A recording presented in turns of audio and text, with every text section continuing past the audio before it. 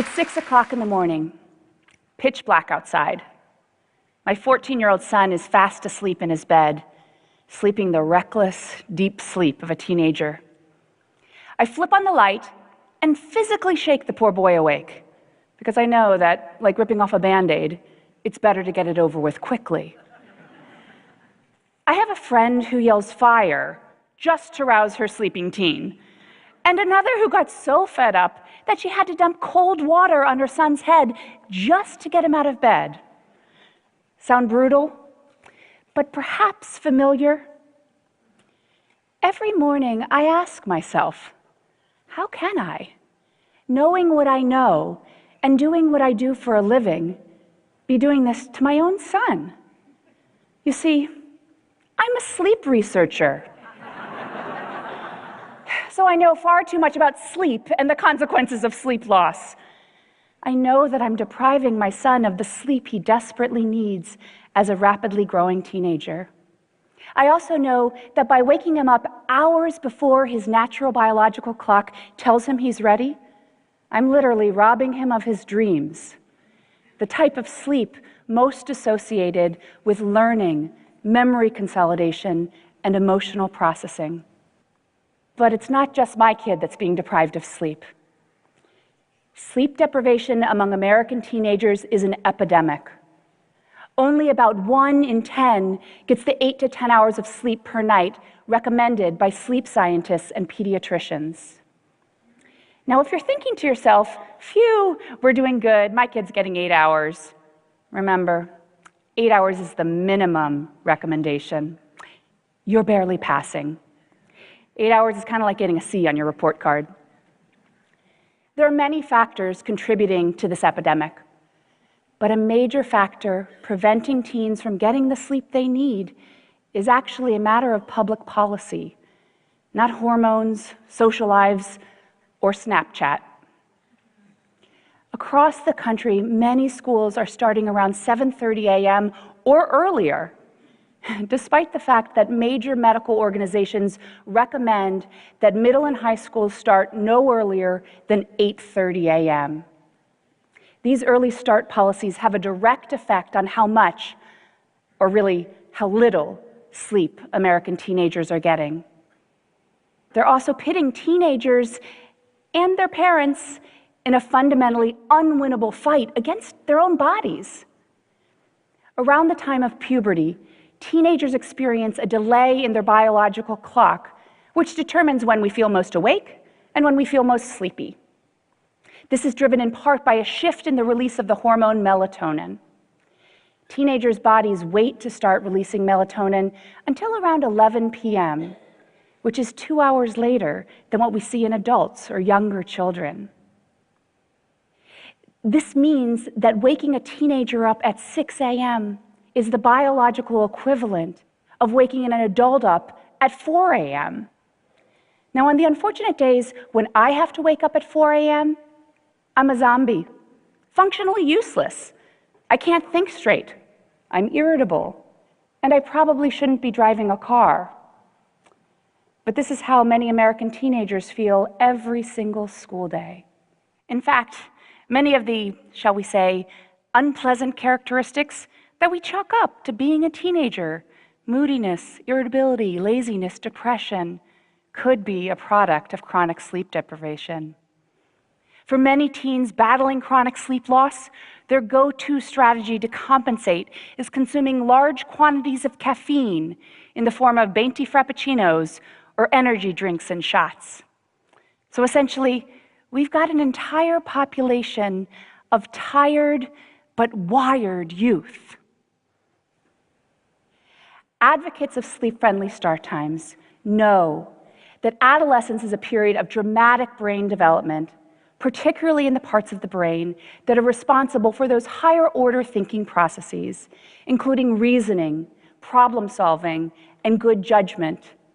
In other words, the very type of brain activity that's responsible for reining in those impulsive and often risky behaviors that are so characteristic of adolescence and that are so terrifying to us parents of teenagers. They know that, like the rest of us, When teenagers don't get the sleep they need, their brains, their bodies, and behavior suffer, with both immediate and lasting effects. They can't concentrate. Their attention plummets. And many will even show behavioral signs that mimic ADHD.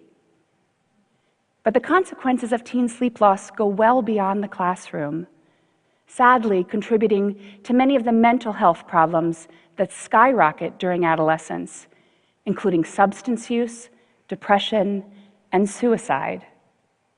In our work with teens from LA Unified School District, we found that teens with sleep problems were 55% more likely to have used alcohol in the past month. In another study with over 30,000 high school students, they found that for each hour of lost sleep, there was a 38% increase in feeling sad or hopeless, and a 58% increase in teen suicide attempts.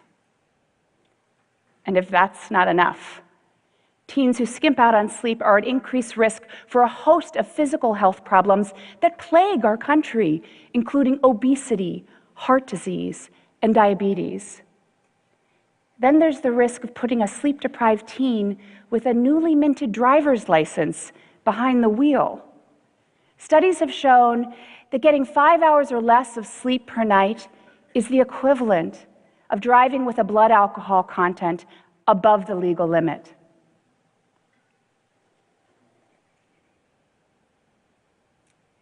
Advocates of sleep-friendly start times and researchers in this area have produced tremendous science showing the tremendous benefits of later start times. The findings are unequivocal, and as a sleep scientist, I rarely get to speak with that kind of certainty. Teens from districts with later start times get more sleep.